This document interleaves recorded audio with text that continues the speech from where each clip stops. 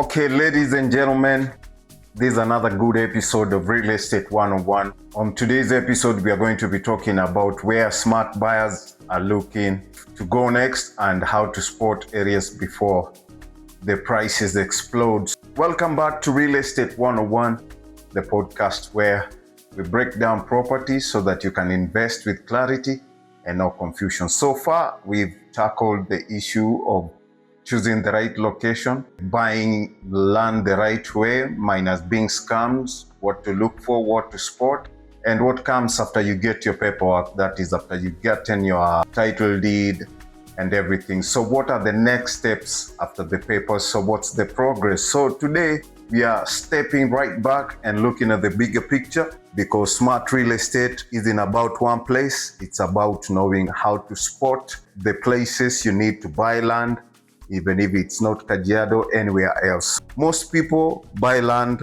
when an area is expensive. That's what we want to talk about. People should just stop about chasing hotspots. Most people buy land when an area is already expensive.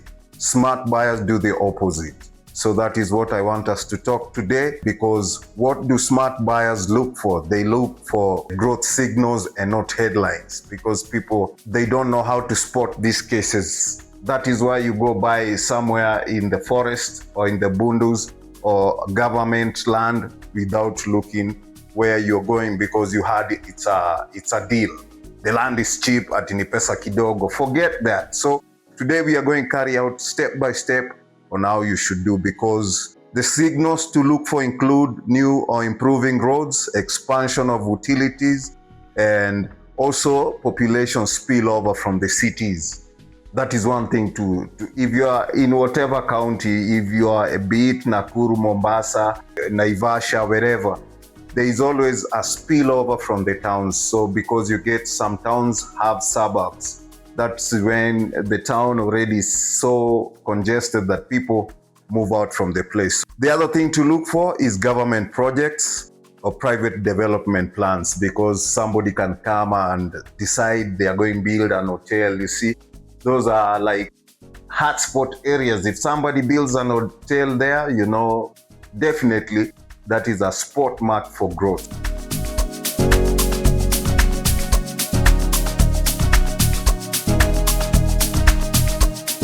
Here's a rule that never fails.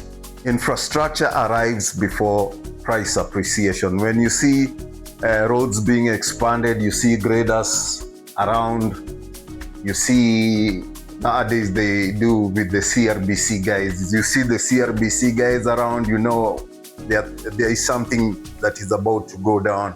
And when you see power poles moving outward, and water and internet is reaching new zones, those are definitely signals that show you that is not coincidence, that is direction. So yeah, a smart buyer chooses land that matches intention. That is the other thing, because purpose determines location, because not all land is bought for the same reason. Some guys buy so that they can build residential houses. Some others buy so that they can start agriculture, like those sides of Narok, where the land is arable. Some buy land just to set up business on those portions of land, because some people depends on the purpose of the land. So the question to ask yourself, wherever you decide that you're going to be purchasing land, are you buying to build now? Like I said in a previous episode, I already talked about this, because people buy land most of the times and they don't know what they want to do with it.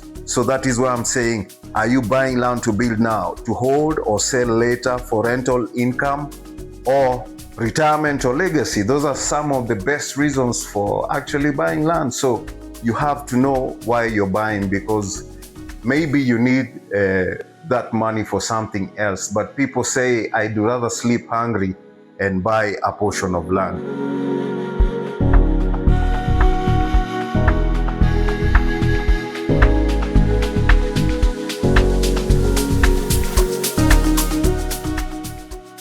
And the other thing, cheap land, as they say, cheap land isn't always affordable.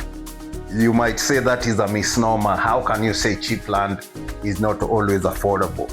Are you going nuts? No, it is the basic truth, because true affordability means you can actually service it comfortably, you can access and develop it, you can wait without stress.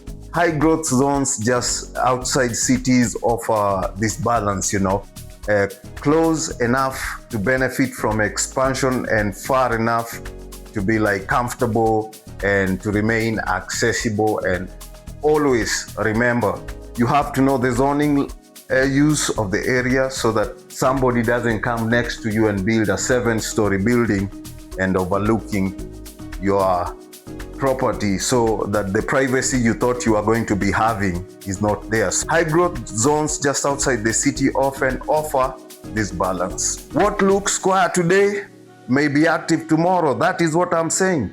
You have to be very deliberate about this, because what feels far now may be central in 10 years, and long-term investors don't panic. Mindsets are about to change, and okay, this is where you'll be like, just walk around. You might like places you never thought you'd like. This has been Real Estate 101. If this episode has helped you think differently about land and investment, share it with someone who's planning to buy some, or somebody who is interested in property in general, so that until next time, please don't chase noise. Just follow growth and you'll be okay, because land is always about using your brain works. Just do your research first before you even pay that deposit. That's what I say. Stay safe, and that is always my motto. And then Cop Holdings is, as we say, real land yours. Thank you.